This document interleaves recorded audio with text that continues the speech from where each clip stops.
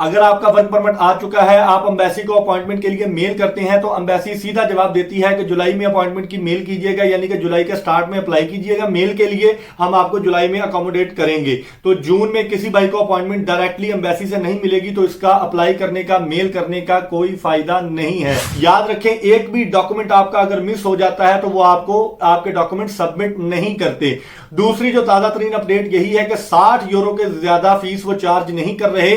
अब ये हो रहा है, पहले ये होता था कि आप डॉक्यूमेंट सबमिट करते थे, 120 यूरो फीस देते थे, 1 से 2 दिन में वीजा स्टैंप हो जाता था, लेकिन अब ऐसा नहीं हो रहा, 60 यूरो वो फीस ले रही हैं। अस्सलाम वालेकुम दोस्तों, मेरा नाम हाफिज उस्मान है और आप आइडियल वीजा के प्लेटफॉर्म से मुझे देख रही हैं। कैसे हैं आप सब? उम्मीद करता हूं आप सब खैर आफियत से होंगे।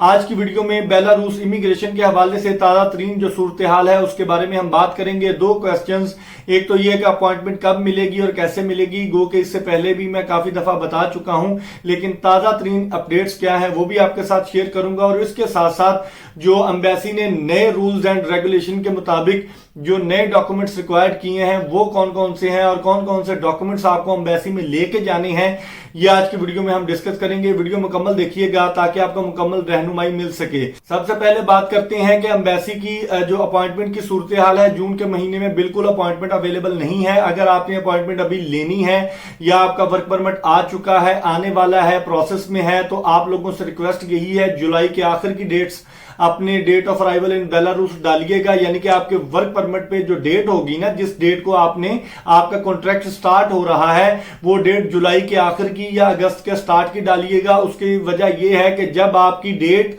जो है जुलाई के शुरू की होगी, अगर आपको अपॉइंटमेंट जो है वो लेट मिलती है तो आपका वर्क परमिट जाया हो जाएगा और नए सिरे से आपको वर्क परमिट मंगवाना पड़ेगा। जून के महीने में बिल्कुल अपॉइंटमेंट अवेलेबल नहीं है, बिल्कुल नहीं है, बिल्कुल नहीं है। किसी एजेंट के थ्रू अगर ले लें तो कुछ कहा नहीं जा सकता। बुध और जुमेरात सिर्फ 2 दिन डॉक्यूमेंट सबमिट होते हैं, इसके अलावा डॉक्यूमेंट सबमिट नहीं होते।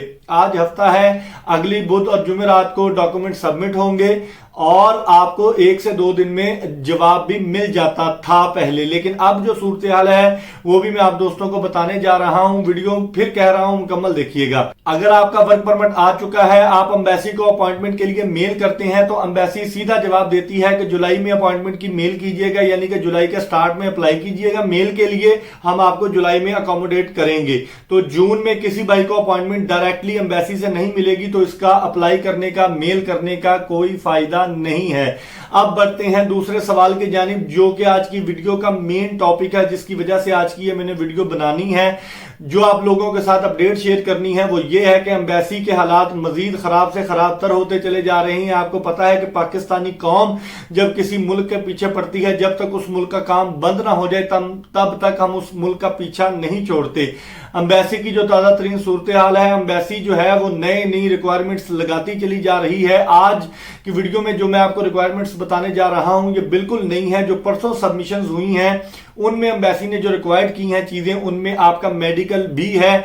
आपने मेडिकल गवर्नमेंट अस्पताल से बनवाना है, वो आपका मैंडेटरी कर दिया गया है। इसके साथ साथ आपका जिस कंपनी के साथ एग्रीमेंट हुआ है या जिस कंपनी में आप जॉब करने के लिए जा रही हैं, उस कंपनी को आपने ये बताना है कि आपको बेलारूसियन या रशियन लैंग्वेज नहीं आती। वो आपको एक लेटर जारी करेंगे जिसमें आपको ये बताया जाएगा, एम्बेसी को ये बताया जाएगा, आपके DHL जो डॉक्यूमेंट्स आते हैं वर्क परमिट में, उसके साथ ही वो डॉक्यूमेंट आएगा जिसमें आपका ये लिखा होगा कि इस बंदे को बेलारूसियन या रशियन लैंग्वेज नहीं आती, इसके बावजूद हमें ये बंदा चाहिए हमारी कंपनी में जॉब करने के लिए। इसके साथ साथ आपको दूसरा जो डॉक्यूमेंट मैंडेटरी कर दिया गया है वो है आपका मेडिकल। पहला है आपका ये लैंग्वेज सर्टिफिकेट।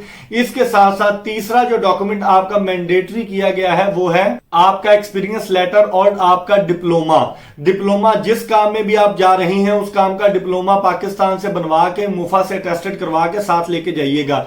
याद रखें, एक भी डॉक्यूमेंट आपका अगर मिस हो जाता है तो वो आपको आपके डॉक्यूमेंट सबमिट नहीं करते।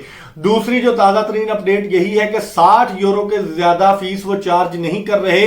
अब ये हो रहा है, पहले ये होता था कि आप डॉक्यूमेंट सबमिट करते थे, 120 यूरो फीस देते थे, 1 से 2 दिन में वीजा स्टैंप हो जाता था, लेकिन अब ऐसा नहीं हो रहा। 60 यूरो वो फीस ले रहे हैं। इंटरव्यू भी जो है वो बेसिक सा आपसे करते हैं कि आप किस काम में जा रही हैं, किस कंट्री में जा रही हैं, आपका रिटर्न एयर टिकट लाजमी है, आपकी वो जो है अकोमोडेशन का प्रूफ वो सबसे मैंडेटरी कर दिया है। अकोमोडेशन पहले ये होता था कि कंपनी की जिम्मेदारी ले लेती थी कि हम फला बिल्डिंग में इस बंदे को ठहराएंगे, लेकिन अब फ्लैट नंबर, हाउस नंबर, कमरा नंबर, हर चीज आपको बतानी है।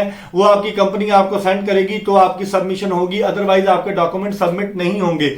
और सबसे जरूरी चीज कि आपका इंग्लिश आना आपको जरूरी है, इंग्लिश में आपका इंटरव्यू हो, तो ये चीजें आपने जहन नशीन रखनी है। अपने डॉक्यूमेंट्स की चेकलिस्ट आपने पूरी करके लेके जानी है। अगर आप वहां जाके आपका एक भी डॉक्यूमेंट मिस होता है तो वो आपको वापस कर देते हैं। डॉक्यूमेंट्स कौन कौन से चाहिए? आपका इन्विटेशन लेटर जो वहां से आएगा, आपका अकोमोडेशन का प्रूफ, आपका मेडिकल, आपका जो है पीसीसी, आपका एफआरसी, एमआरसी, इसके साथ साथ और आपका डिप्लोमा, एक्सपीरियंस लेटर, आपकी ट्रैवल इंश्योरेंस, आपकी एयर टिकट जो है, रिटर्न एयर टिकट, उसकी डमी आपने बना के देनी है। तो ये सारी चीजें अपॉइंटमेंट वाले दिन आपने लेके जानी है। अपॉइंटमेंट कब आपको मिलेगी? अगर आपके पास जून के महीने की अपॉइंटमेंट नहीं है तो याद रखें अब आपको अपॉइंटमेंट नहीं मिलेगी, जुलाई के स्टार्ट में आपको अपॉइंटमेंट मिलेगी। जुलाई के स्टार्ट में आपने मेल करनी है एम्बेसी को। मेल के जवाब में आपको जो भी डेट दी जाएगी उस डेट को आपने अपने ये सारे डॉक्यूमेंट साथ लेके एम्बेसी में अपीयर होना है। और आपके डॉक्यूमेंट एम्बेसी अगर रिसीव कर लेती है, एक्सेप्ट कर लेती है, उसके बाद ब्यूरो ऑफ इमिग्रेशन को आपके डॉक्यूमेंट सेंड किए जाएंगे और आपके डॉक्यूमेंट 2 से 4 दिन में जांच पड़ताल उसकी की जाएगी, आपकी कंपनी की भी और आपकी भी। आपकी कौन सी जांच पड़ताल की जाएगी कि आप किसी कंट्री में अगर गए हैं इससे पहले, ओवरस्टे तो नहीं हुए, आपका ट्रैक रिकॉर्ड कैसा है, आपके ऊपर कोई एफआईआर तो नहीं है। तो ये बेसिक सी चीजें आपकी चेक की जाएंगी। अगर आपके ऊपर कोई एफआईआर नहीं है, किसी कंट्री में आप ओवरस्टे नहीं हुए, आपको कोई मसला नहीं होगा, घबराने की बिल्कुल जरूरत नहीं है। ये रैंडम सा प्रोसीजर है। पहले ये नॉर्मल होता था, जैसे जैसे हमारे लोग वहां जाके आगे भाग जाते हैं, भाग रहे हैं, शेंजन में दाखिल हो रहे हैं, यहां प्रोसेस मजीद सख्त होता चला जाएगा और मुमकिन है आने वाले दिनों में यह प्रोसेस बंद भी हो जाए। अल्लाह से खैर की उम्मीद करनी चाहिए। मैं उम्मीद करता हूं आपको सारी बातों की समझ आ गई होगी। अगर कोई बात रह गई हो नई अपडेट्स के हवाले से तो मुझे व्हाट्सएप पर मैसेज करके आप पूछ सकते हैं। इंशाल्लाह मैं आपको आंसर करने की पूरी कोशिश करूंगा। तो कल तक की वीडियो के लिए अपने मेजबान हाफिज उस्मान को इजाजत दीजिए। दुआओं में जरूर याद रखिएगा। अल्लाह निगहबान।